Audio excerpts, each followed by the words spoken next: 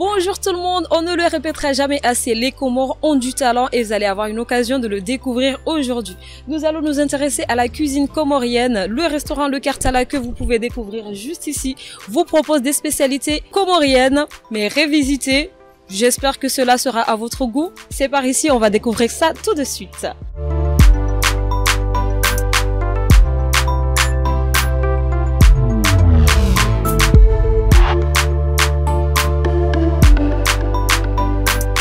Bonjour tout le monde, nous voici arrivés au restaurant Le Kartala. Nous avons Monsieur Canon avec nous qui va nous présenter un peu les spécialités, qui va nous parler un petit peu pourquoi Le Kartala, quelle clientèle il vise, tout, vous allez tout savoir tout de suite. Et donc, bonjour Monsieur Canon. Bonjour à tous.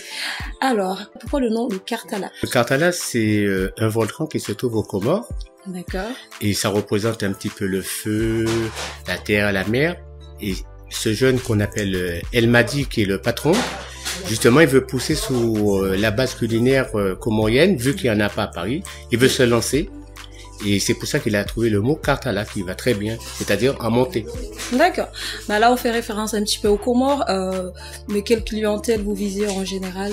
On vise toute clientèle, spécialement les Comoriens, afin de leur apprendre à manger leur cuisine, mais revisiter. D'accord. Vu d'une autre manière.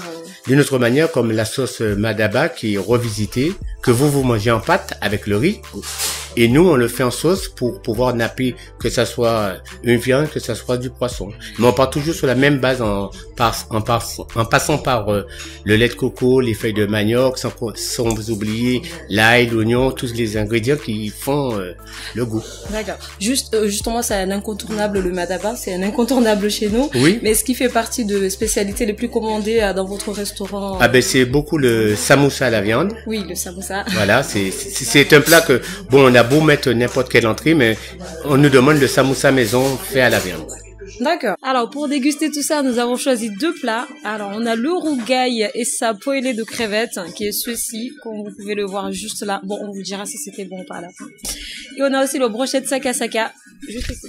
Donc, le sakasaka, en fait, c'est du mataba pour les Comoriens, si vous voulez. C'est du mataba, mais un peu révisité et fait en sauce. Là où nous sommes, on est dans Paris. Oui. C'est peut-être pas accessible à tout le monde. Est-ce que vous faites des livraisons pour les gens qui ne peuvent pas se déplacer? Ben, on est en plein cœur de Paris. On est juste à côté de Bastille et on est bien desservi par le métro, la ligne 3, la ligne 9.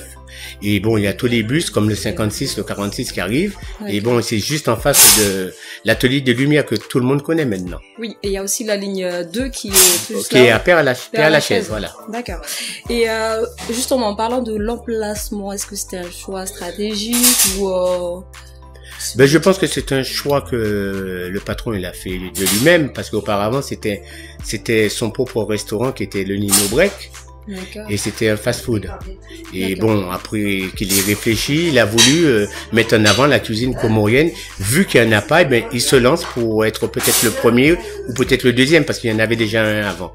Est-ce qu'il pense ouvrir d'autres restaurants dans d'autres villes? À la longue, villes? Oui. Déjà, on va mettre en avant ce petit restaurant, le Kartala. Et après, il envisage de faire une plateforme uniquement dans la livraison. Uniquement dans la livraison. C'est-à-dire, ça sera un laboratoire où on va préparer que des plats comoriens revisités et qui seront uniquement en livraison. Ça sera pas sur place. Justement, parlant de livraison, on peut vous livrer via quel, vous livrez via quel On a 3 sites. Qui sont... On a Justy, on a Uber, on a La Fourchette maintenant. D'accord. Est-ce qu'on peut vous retrouver sur les réseaux sociaux? Enfin, pour les gens qui ne connaissent pas spécialement. Eh ben justement, on est connus, justement, tous les gens qui viennent déguster nos mets, ben nous ont connus par rapport à tous les réseaux. Et ils viennent par rapport à ça. Et surtout sous les photos qui ont été faites. Oui. Alors, c'est ça qui les approche à nous. C'est justement ça qui nous a aussi ramenés ici aujourd'hui. Voilà. Et on est très, très contents.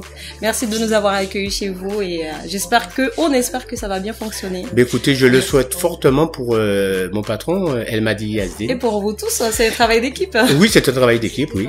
Et super. Merci beaucoup encore de nous avoir reçus. Et à bientôt.